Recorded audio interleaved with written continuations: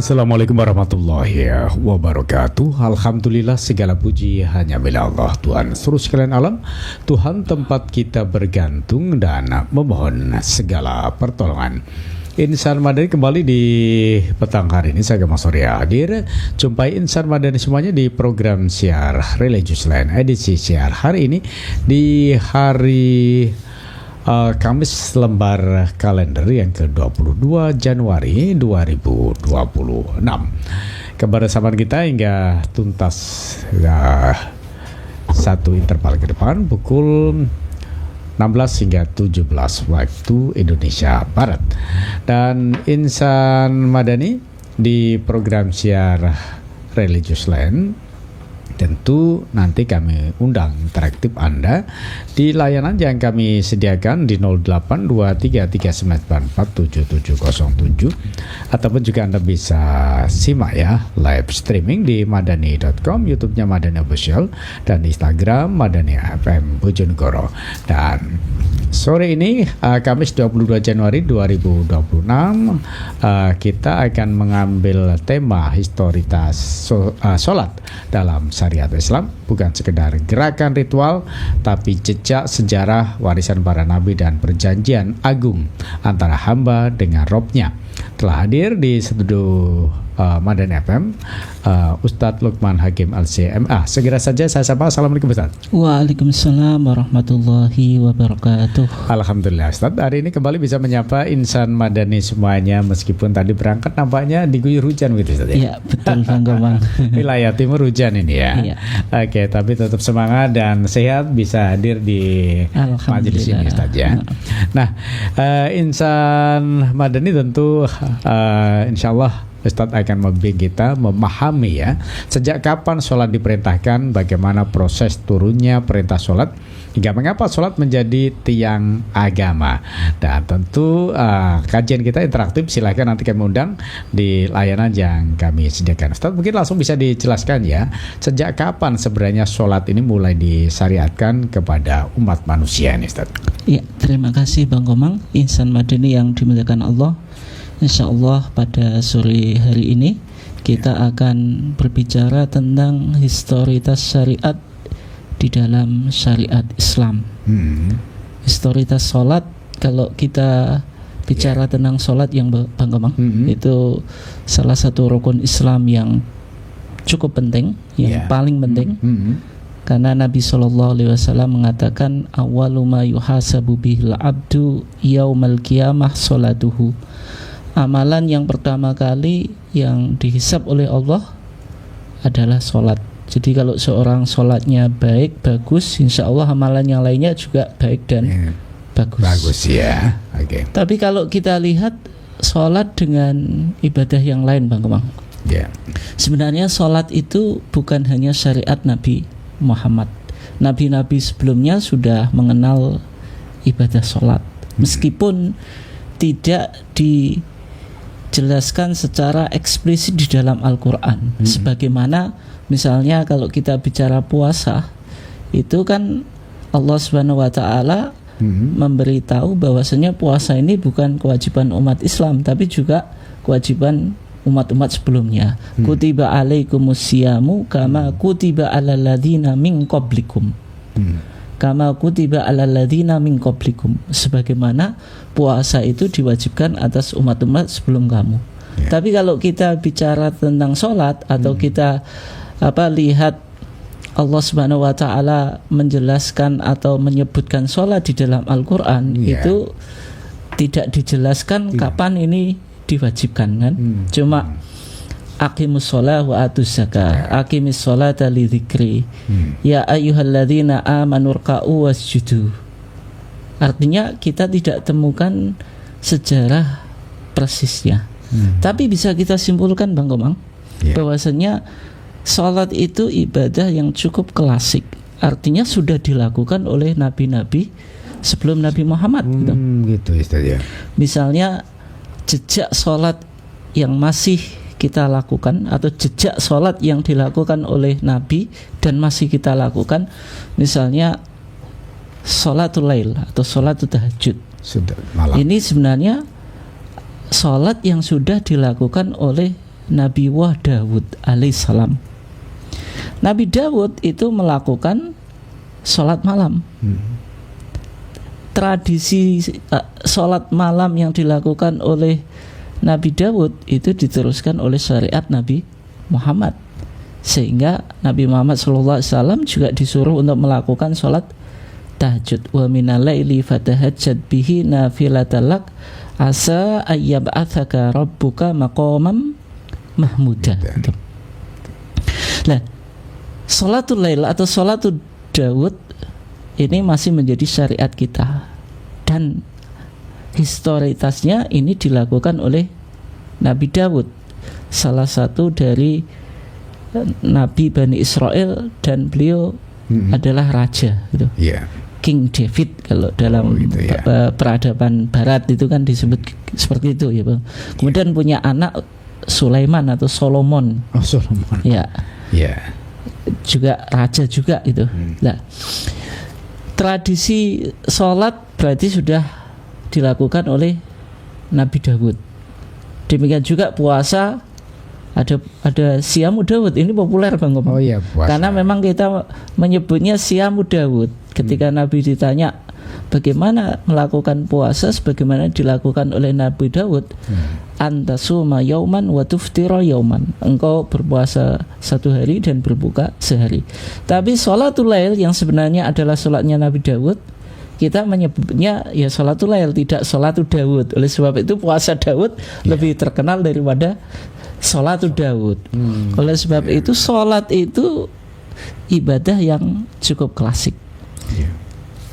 Tadi salah satu contoh yang kita bisa pahami, Nabi Dawud sudah melakukan sholat. Kemudian yang kedua Bang, kata as-sholatu itu memiliki asal atau akar kata Bang, yang banyak pandangan ya. Ada yang mengatakan as-sholatu itu salah satu akar katanya itu berasal dari kata soluta. Soluta itu bukan bahasa Arab Bang, tapi bahasa Ibrani gitu. Soluta artinya ad-doa. Artinya apa? Doa. Berdoa. Karena sholat secara linguistically, secara lugatan, ad-doa bi khairin, mendoakan kebaikan. Makanya Allah Subhanahu wa taala berfirman, "Wa sholli alaihim inna sholataka sakanul lahum." Kalau seseorang itu mengambil zakat Bang, atau petugas zakat mengambil zakat, itu suruh mendoakan kebaikan kepada muzaki. Karena doa kebaikan, mudah-mudahan hartanya semakin diberkahi oleh Allah, semakin bertambah. Sakanulahum, membuat ketentangan bahwasanya zakat itu kewajiban, ketika dikeluarkan itu ya memang mengeluarkan kewajiban, dan bisa jadi menjadi penyebab harta kita semakin bersih, suci dan juga bertambah Bang. Makanya orang atau petugas yang mengambil zakat, atau misalnya kalau di Muhammadiyah ada lazismu gitu, yaitu mengambil zakat, maka dianjurkan untuk mendoakan muzaki gitu. Jadi perintahnya wasolli, dan wasolli ini bukan melakukan sholat secara istilahi Bang, tapi maksudnya mendoakan kebaikan. Nah, sehingga kalau kita tadi katakan salah satu makna dari sholat yang akar katanya itu dari kata soluta, ini bahasa Ibrani, lisan al-Ibri, bahasa Ibrani, berarti sholat itu sudah dikenal di kalangan Bani Israel atau di kalangan Anbiya Bani Israel. Oleh sebab itu sholat itu ibadah yang cukup klasik, ibadah yang cukup klasik gitu. Insan Madani yang dimuliakan Allah. Kemudian sholat sebagaimana yang kita pahami, karena kita masih, kajian kita ini sebenarnya topik kita masih ada hubungannya dengan Isra dan Mi'raj yang minggu lalu kita bahas ya Bang. Ketika Nabi Muhammad Isra dan Mi'raj, ketika Mi'raj yaitu naik ke langit yang jumlahnya 7 itu langit pertama, kedua, ketiga, keempat, kelima, keenam. Setiap langit Nabi ketemu dengan para nabi-nabi sebelumnya. Di langit pertama ketemu Nabi Adam. Di langit kedua ketemu dua sosok nabi, yaitu yang pertama Isa ibn Maryam, yang kedua Yahya ibn Zakaria. Di langit ketiga ketemu sosok nabi yang paling tampan, yaitu Yusuf. Di langit keempat ketemu Nabi Idris, yaitu awwaluman 'allama bil qalam, yaitu orang yang pertama kali mengajarkan ilmu itu dengan pena. Dan disinilah mulai peradaban literasi. Kemudian di langit kelima ketemu Nabi Harun, salah satu nabi dari Bani Israel, saudaranya Musa. Harun ini nabi yang sangat lembut, Bang, menyejukkan, sehingga disukai oleh umatnya. Kemudian di langit keenam itu ketemu Nabi Musa. Nabi Musa itu keras, kemudian kadang-kadang juga ngeyel, Bang. Tapi berani sama penguasa yang dolim, diktator, otoriter, yaitu Fir'aun. Fir'aun itu kan simbol kedoliman, Bang. Itu yang bisa mengalahkan ya sosok Musa gitu. Dan Nabi Musa ini nabi yang namanya sering disebut di dalam Al-Quran. Terus di langit ketujuh ketemu Ibrahim. Ibrahim ini yang sering dijuluki sebagai Abul Anbiya, bapaknya para nabi, karena Ibrahim punya dua anak, Ismail. Dari Ismail inilah nasab Nabi Muhammad disandarkan, Bang. Kemudian Ishak punya anak Yakub punya anak 12. 12 ini yang disebut kabilah atau suku Bani Israel. Dalam bahasa Al-Quran Asbat. Maka dari sinilah para nabi dari Bani Israel berasal. Terus Nabi Muhammad naik ke Sidratul Muntaha, sampai Nabi Muhammad mendengar sorifal aklam atau kolam, yaitu suara pena. Tapi penanya ini pena yang digunakan untuk menulis takdir, Bang. Jadi semua apa yang terjadi di dunia ini maka sudah ditentukan oleh Allah Subhanahu wa taala, semuanya ditulis oleh pena itu. Karena kalau pena itu menulis kan terdengar suara, Bang. Nabi Muhammad ketika Mi'raj itu mendengar suara pena menulis takdir sesuatu yang bakal terjadi di dunia ini. Kemudian Nabi Muhammad ketemu Allah atau naik ke maqam mukafahah itu sendirian, tidak ditemani oleh Jibril, karena Jibril mengatakan sebenarnya Jibril diminta Nabi Muhammad untuk menemani, tapi Jibril bilang, ya Muhammad, kalau saya melangkah maka saya akan terbakar. Sehingga di maqam mukafahah atau tempat pasowanan atau tempat eksklusif yang Allah Subhanahu wa taala itu berbicara langsung kepada Nabi, kemudian di antara pembicaraan Allah dengan Nabi, yaitu Nabi Muhammad SAW diperintahkan untuk melakukan sholat. Ada perintah sholat yang secara langsung diterima oleh Nabi Muhammad dari Allah. Maka di dalam kitab Al-Barzanji, Bang, wa farada alaihi wa ala ummatihi khamsina sholatan. Wa farada, dan Allah memfardukan, alaihi, atas Nabi Muhammad, wa ala ummatihi, dan atas umatnya, khamsina sholatan, 50 sholat. Ini di awal, Bang. Thumman hala sahabul fadli faruddat ila khamsin amaliyatin. Kemudian Allah memberikan kemurahan bahwasanya dari 50 menjadi 5. Dikurangi. Ya, setelah Nabi Muhammad ketemu Nabi Musa gitu. Nabi Musa tadi di langit yang ke berapa, Bang? Ke-6. Maka Nabi Musa bertanya kepada Nabi, ya Muhammadu, madza faradallahu alaika wa ala ummatika. Wahai Muhammad, apa yang difardukan Allah atasmu dan atas umatmu. Nabi Muhammad menjawab, khamsina sholatan, 50 sholat. Maka Nabi Musa merespon, Bang Komang, inna ummataka la tutiku dzalika ya Muhammad. Wahai Muhammad, umatmu enggak akan mampu melakukan sholat 50 kali atau 50 waktu gitu. Banyak sekali, Bang Komang. Itu yang bilang Nabi Musa. Nabi Musa sudah memiliki pengalaman dan beliau nabi yang diutus kepada Bani Israel, yaitu sebuah bangsa, sebuah umat yang suka ngeyel biasanya, berengkel gitu. Tidak sami'na wa ata'ta, tapi sami'na wa asaina. Yang mendengar tapi tidak dilakukan, tidak ditaati, tapi mendengar tapi diingkari atau dimaksiati. Nah, sehingga Nabi Muhammad disuruh murojaah. Murojaah itu kembali menghadap Allah, minta keringanan, takhfif itu, dispensasi. Maka dikurangi. Kemudian singkat cerita, Nabi Muhammad mendapatkan perintah sholat 5 waktu. Sehingga kata Sohibu Al-Barzanji, walaha ajrul khamsin kama sya'ahu fil azali wa qadahu.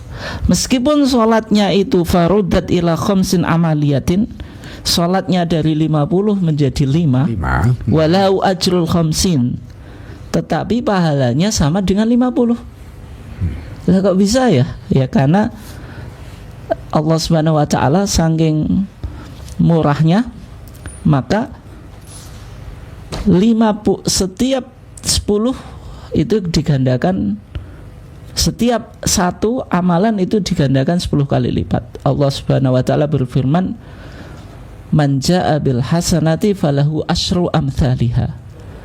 Orang yang melakukan kebaikan, maka Allah Subhanahu wa taala akan melipat gandakannya pahalanya 10 kali lipat. Sehingga insan madani 5 kali 10 sama dengan 50. Walau ajrul khamsin kama sya'ahu fil azal wa qadahu. Tapi sebenarnya ini sudah ditetapkan oleh Allah. Kalau takdir namanya takdir mubram. Mubram. Tapi ada takdir mu'alak ketika 50 ini, kalau takdir mu'alaknya menjadi 5 karena Nabi murojaah atau kembali menghadap Allah. Itu Bang Komang. Nah, tapi yang menjadi pertanyaan, Nabi Muhammad menerima perintah sholat ini kan dalam peristiwa Isra dan Mi'raj, betul ya Bang Komang? Tapi yang menjadi pertanyaan, apakah sebelumnya Nabi sudah sholat? Gitu? Termasuk yang suka ditanyakan kan, Nabi ketika Isra dari Masjidil Haram Mekah ke Masjidil Aqsa, minal Masjidil Haram ilal Masjidil Aqsa, kan ayatnya gitu Bang Komang. Ketika sampai di Masjidil Aqsa, maka berkumpullah di situ para nabi dan para malaikat dan ruh-ruh, maksudnya nabi-nabi yang terdahulu dan juga para malaikat, kan semuanya sudah meninggal Bang Komang. Ya. Terus sama malaikat Jibril Nabi didorong supaya menjadi imam. Maka Nabi mengimami, imaman. Siapa yang diimami? Para malaikat dan para nabi sebelumnya. Kan melakukan sholat 2 rakaat. Berarti kan sudah dikenal sholat itu. Ini sholat apa? Biasanya kan pertanyaannya kan kayak gitu Bang Komang. Ya, di kalangan para ulama, ada yang mengatakan ini tahiyatul masjid, ada yang mengatakan bukan tahiyatul masjid, tapi ya sholat 2 rakaat, ya sholat sunnah, sholat mutlak. Yang jelas Nabi melakukan apa Bang Komang? Sholat 2 rakaat. Tapi sebenarnya di Fatrah Makkiyah, di periodisasi Mekah, Nabi itu sudah menjalankan sholat sebenarnya, meskipun belum ada perintah sholat apa Bang Komang? 5 waktu. Misalnya di dalam kitab Maulid Al-Barzanji Bang Komang dikatakan, wa furidu alaihi qiyamu ba'din minas sa'ati al-lailiyah, dan difardukan atas Nabi Muhammad melakukan sholat sebagian malam, sebagaimana dalam surah Al-Muzammil itu ya ayyuhal muzammilu qumil laila illa qalila. Maka ketika Nabi Muhammad diperintahkan melakukan sholat malam, dan kadang Nabi Muhammad itu sampai menjelang subuh, Bang Komang. Sehingga Nabi dan para sahabatnya itu kakinya bengkak gitu. Terlalu berat karena suruh menghabiskan malam untuk apa? Sholat. Thumma nusikha biqaulihi ta'ala faqra'u ma tayassara minhu wa aqimu as-shalah. Kemudian sholat di sebagian malam itu dinasakh, dihapus oleh Allah dengan firman-Nya faqra'u ma tayassara minhu. Bacalah Al-Qur'an sesuai dengan kemampuanmu, wa aqimus shalah, dan dirikan sholat. Artinya yang penting melakukan sholat, nggak harus setengah malam, Bang. Kalau setengah malam digunakan untuk sholat, ya tadi berat, capek, bahkan Nabi dan para sahabat kakinya sampai apa? Bengkak. Sehingga sholat malam ya semampunya gitu. Oleh sebab itu sholat malam itu kalau ketika sudah menjadi syariat Muhammad, Bang Komang, ya kan sholat malam itu yang penting ganjil dari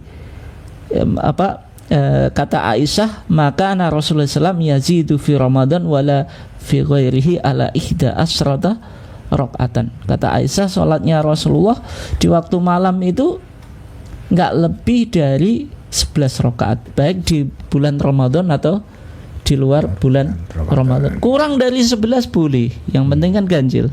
1 boleh, 3 boleh, 5 boleh, 7 boleh, 9 boleh, 11 boleh. Nah, artinya nggak harus menghabiskan waktu malam untuk sholat, ya, sehingga itu berat. Oleh sebab itu perintah itu dinasakh. Wa furidu alaihi raq'atani bil ghadati wa raq'atani bil asyiyah.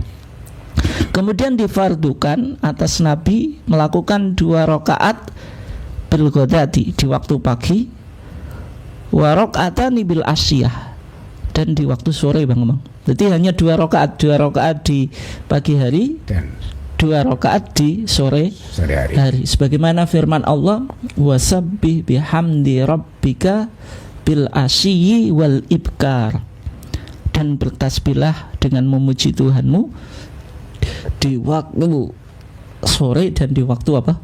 Pagi. Thumma nusikha bi ijabi as-salawati al-khamsi fi lailati masrahu. Kemudian salat 2 rakaat di pagi hari dan di sore hari ini, Bang Komang, itu dinasakh dengan mewajibkan salat 5 waktu di malam Isra. Sehingga dari situlah kita mengenal 5 salat atau al-khamsu as-salawat atau khamsu salawatin, yaitu duhur, asar, maghrib, isya, kemudian subuh. Nah, seperti itulah, Bang Komang, kira-kira historitas bagaimana munculnya syariat sholat di dalam Islam gitu. Baik, Insan Madani, terima kasih, dan tetap di 102.5 Madani FM Solution Radio. Terima kasih juga Mas Aji yang ada di Kerondonan, Kecamatan Gondang, hadir. Terima kasih Mas Aji yang sudah ikutan gabung di program siar Religious Land di edisi siar hari ini. Kita akan break dulu, jangan kemana-mana, tetap di 102.5 Madani FM Solution Radio. Insan Madani dimanapun Anda kembali, masih dari jantung kota Bojonegoro, Jalan Togumar 48 di program siar Religious Land. Di edisi siar hari ini tentu kami undang interaktif Anda di 082339947707. Itulah fasilitas yang kami sediakan untuk Anda. Nah, dari ponsel 2545. Assalamualaikum warahmatullahi wabarakatuh. Waalaikumsalam warahmatullahi wabarakatuh. Saya sudah sholat sejak kecil, tapi jujur saya tidak pernah tahu sejarah sholat. Maka dengarkan ini. Apakah sholat saya tetap bernilai jika dilakukan tanpa pemahaman asal usulnya? Terima kasih ya. Jadi kalau kita tidak tahu historitas atau asal usul munculnya sholat, apakah sholat kita diterima atau sah? Jawabannya sah. Tetap sah ya. Jadi tetap sah, tetap sholat. jangan sampai ditinggal gitu. Nah. Tetapi kalau kita semakin mengilmui sesuatu, maka keimanan kita semakin bertambah. Karena orang beramal dengan ilmu itu lebih bermakna daripada orang yang beramal tanpa ilmu. Oleh sebab itu mungkin kita sudah mengkaji Bang Komang, di fikih ya, kita sudah belajar fikih sholat, belajar syurutus sholat, syarat-syarat sholat, misalnya wudhu, menutup aurat, menghadap kiblat dan seterusnya ya. Belajar arkanus sholat, rukun-rukun sholat, misalnya takbiratul ihram, baca al-fatihah, berdiri, rukuk, sujud dan seterusnya ya. Itu rukun sholat. Kita juga belajar sunanus sholat, sunan-sunan atau sunah-sunah sholat, misalnya membaca doa iftitah, mengucapkan ta'awud sebelum membaca al-fatihah, kemudian membaca amin, membaca surat di 2 rakaat yang pertama, membaca tasbih saat rukuk, saat sujud, doa di antara 2 sujud dan seterusnya. Itu sunah-sunah sholat. Kita sudah paham, tetapi kita belum mengetahui historitas sholat. Berarti semakin kita mengkaji historitas sholat, mendengarkan Madani Radio, yaitu Religious Land gitu, ya berarti semakin memperkuat keilmuan kita. Karena ketika kita beramal dilandasi, dibasisi ilmu, maka semakin bermakna dan semakin betul-betul meresap dan mendalam di dalam hati kita.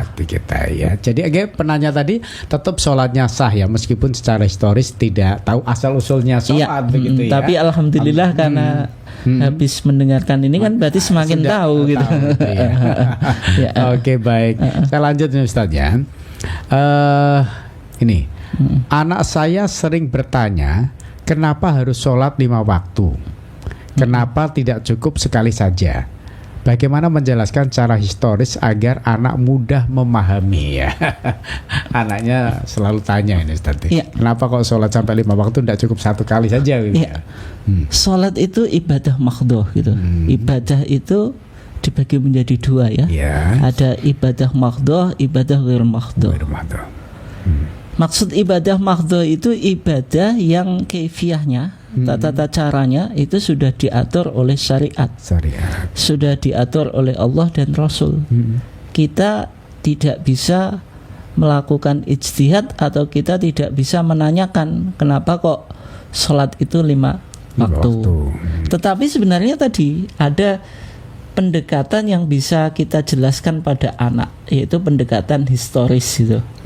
Pendekatan historis bahwasanya sebelum Nabi Isra dan Mi'raj, Nabi sudah melakukan sholat Bang Komang tadi ya, gitu.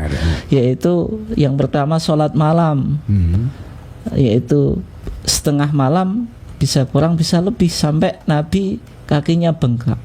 Kemudian itu dinasa, diperintah yang penting faqra'u ma tayassara minhu, yang penting sholat malam tidak harus sampai setengah malam. Misalnya kalau sholat malam hanya 1 rakaat kan berapa menit Bang Komang ya? Nggak ada 5 menit, itu sudah dianggap melakukan sholat malam.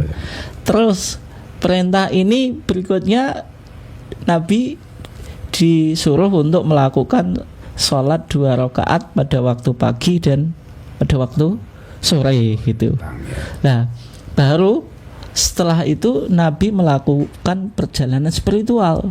Ketika Nabi Mi'raj ke langit yang ke-7, kemudian ke Sidratul Muntaha, ke Maqam Mukafahah, ketemu Allah atau sowan kepada Allah, maka disitulah Nabi mendapatkan perintah sholat 5 waktu. Kenapa kok 5?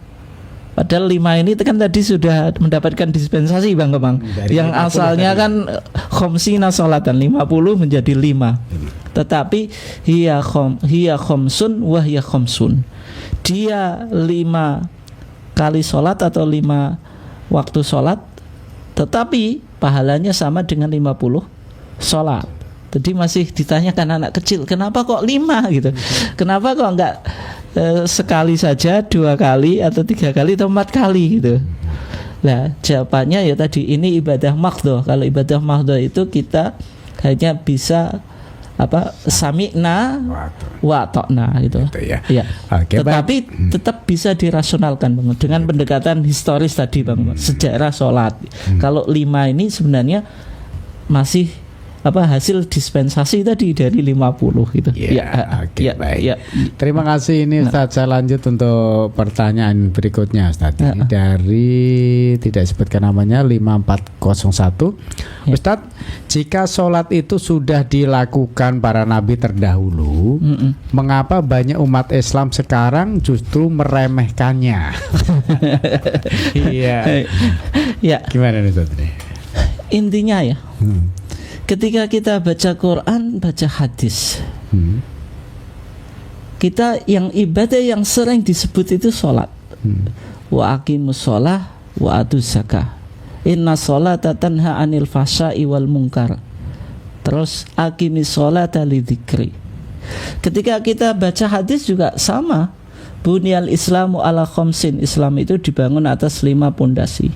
Syahadati alla ilaha illallah wa anna muhammadar rasulullah. Terus apa bukan? Wa iqamatis shalah atau wa iqamis shalah, yaitu mendirikan salat. Al ahdu bainana wa bainahum as-shalah. Faman tarakaha faqad kafara. Kata Allah dalam hadis qudsi, perjanjian kami dengan seorang hamba adalah salat. Siapa yang meninggalkannya maka telah kafir.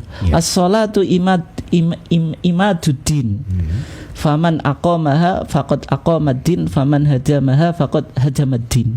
Salat itu tiang agama. Siapa yang mendirikan, dia mendirikan agama. Siapa yang meninggalkan, dia merobohkan agama. Hadis ini populer Bang Komang, tapi sebenarnya sanadnya dhaif. Tapi maknanya betul. Maknanya betul. Tapi dari segi sanad itu dhaif gitu. Saya lanjut saat ini karena waktu sudah sangat bagaimana cara menjelaskan kepada remaja bahwa sholat bukan tradisi budaya Arab, tapi syariat universal sejak awal manusia? Ya betul, ya betul.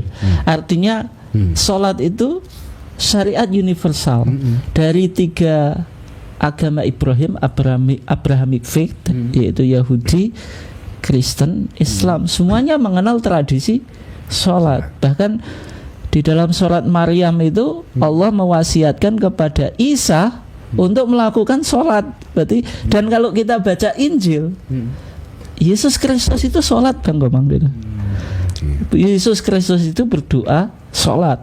Artinya sholat itu ibadah yang sudah dikenal oleh semua agama, meskipun kaifiyahnya berbeda. Yang menarik, ini yang menarik Bang Komang, sholat di dalam Islam itu kan menggabungkan semua gerakan sholat yang ada. Maksudnya gimana Bang Komang? Ada orang yang cara menghormati orang lain itu rukuk, ada yang sujud, ada yang duduk. Kalau di peradaban Jawa itu kan sungkem duduk di depan orang yang kita anggap mulia ya. Kemudian malaikat juga dalam melakukan sholat ada yang rukuk saja, ada yang sujud saja, ada yang duduk saja, ada yang baca tasbih saja, ada yang baca takbir saja. Dan sholat kita Bang Komang itu menggabungkan dari semua tradisi penghormatan di banyak tradisi atau budaya Bang Komang itu. Kan misalnya budaya Jepang itu kalau ketemu orang kan arigato monggo itu sama rukuk. Di Jawa ada sungkem. Sungkem itu kan ada duduknya, ada kayak sujudnya Bang Komang kan gitu. Dan malaikat juga ibadahnya kayak gitu. Oleh sebab itu sholat itu sangat menarik, karena sholat Islam di dalam Islam itu menggabungkan banyak tradisi dan kebaktian atau spiritual yang dilakukan oleh umat-umat sebelumnya dan juga para malaikat. Oke, gitu. Baik. Ini banyak sekali nampaknya. Juga saya ucapkan terima kasih nih Pak Jumari. Assalamualaikum warahmatullahi wabarakatuh. Alhamdulillah bisa mengikuti kajian Ustadz. Semoga ilmunya bermanfaat dan barokah. Amin ya. Amin. Pak Sudarso Sasongko ya di Blora. Assalamualaikum warahmatullahi wabarakatuh. Waalaikumsalam warahmatullahi wabarakatuh. Apa yang menentukan sholat kita diterima atau ditolak Ustaz?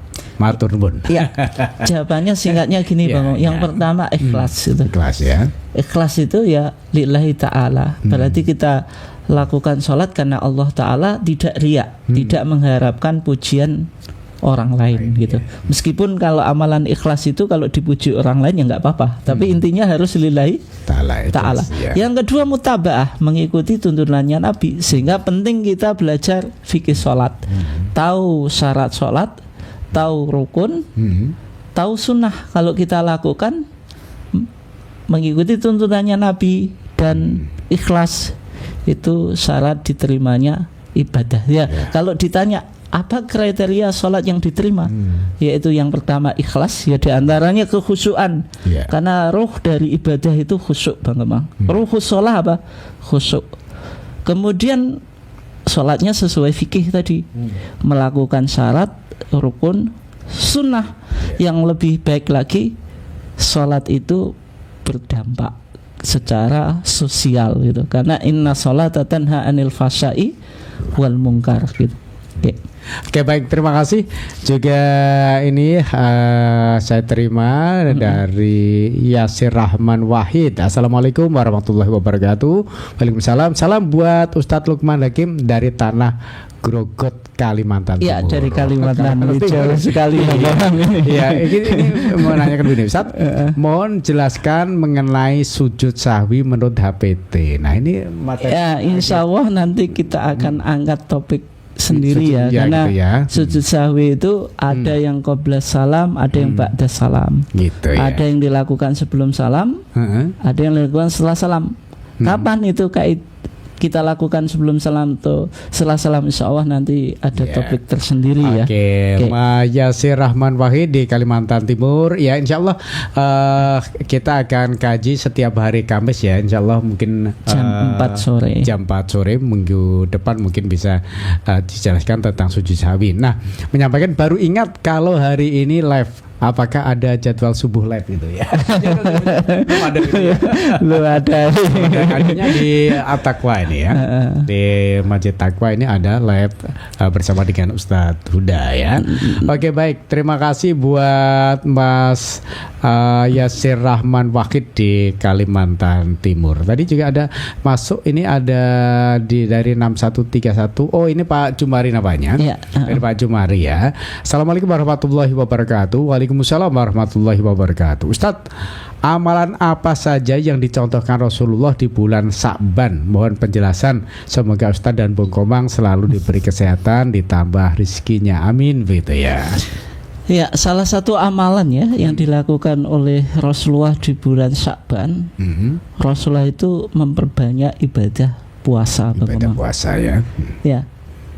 Tapi ibadah puasanya Rasulullah yang dilakukan di bulan Sya'ban itu ada yang memahami karena Rasulullah itu nggak sempat melakukan puasa Ayyamul Bid tiap bulan, karena nggak sempatnya. Kenapa? Karena Rasulullah ketika itu kan jihad, berperang dan seterusnya Bang Memang, artinya sangat sibuk gitu, sehingga Rasulullah itu memperbanyak puasa di bulan Sya'ban.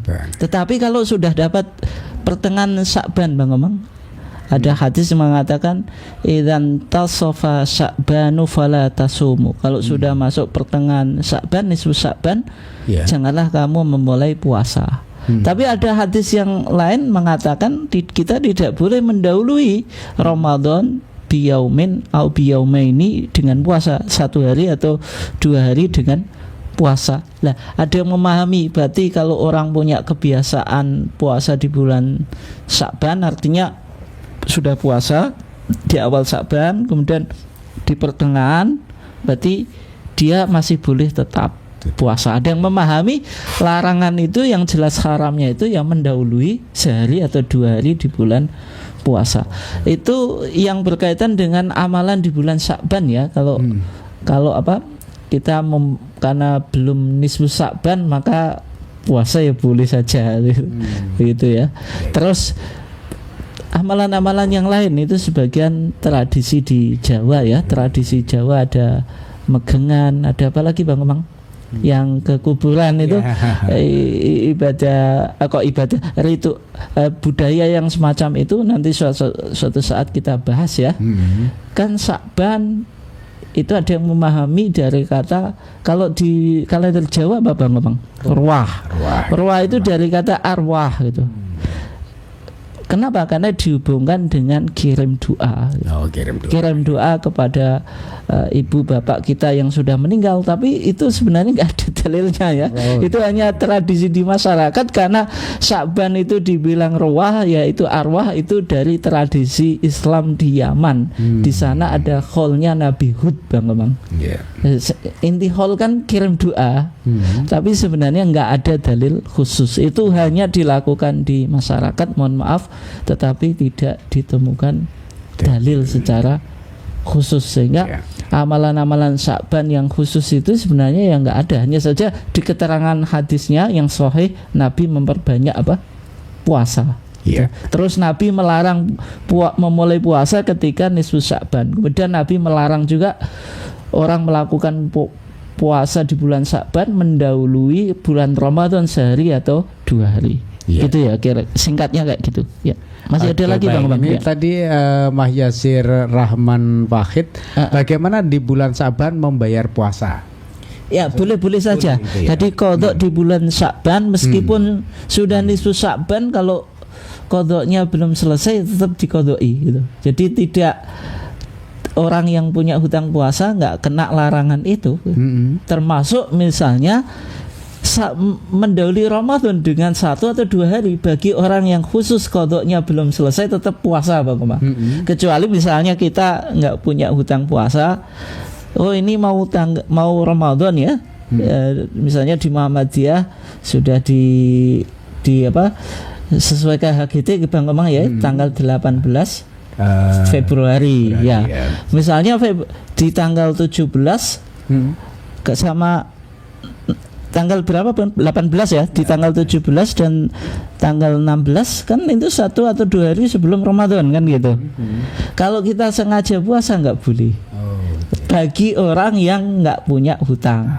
Tapi kalau punya hutang, misalnya hutangnya 5, sudah di sore 3, kan tinggal 2 Bang. Kebetulan kok pas tanggal 16 dan tanggal 17 ya tetap puasa. Ibu biasanya kan ada pray pas waktu itu baru tuntas gitu ya, atau baru ingat ya tetap puasa gitu ya.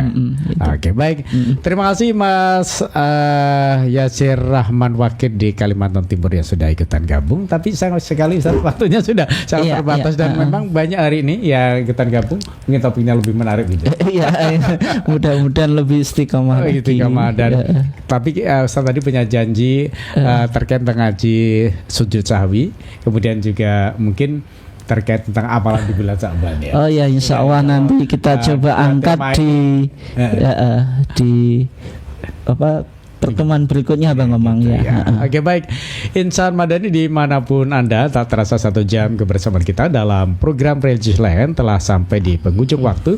Semoga setiap ilmu yang disampaikan Ustadz sore ini bukan hanya singgah di telinga, tapi benar-benar meresap ke dalam hati, menguatkan iman dan memperbaiki kualitas sholat kita kepada Allah Subhanahu Wa Taala. Terima kasih kami sampaikan kepada Ustadz Lukman Hakim LCMA yang hadir sebagai Ustadz di Religious Land hari ini ya, tentang historis sholat dalam syariat Islam. Semoga menjadi amal jariah yang tak terputus.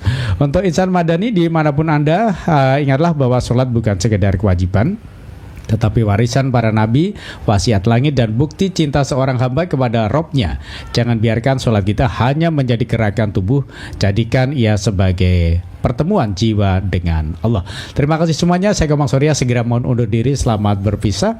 Fastabiqul khairat. Wassalamualaikum warahmatullahi wabarakatuh. Waalaikumsalam.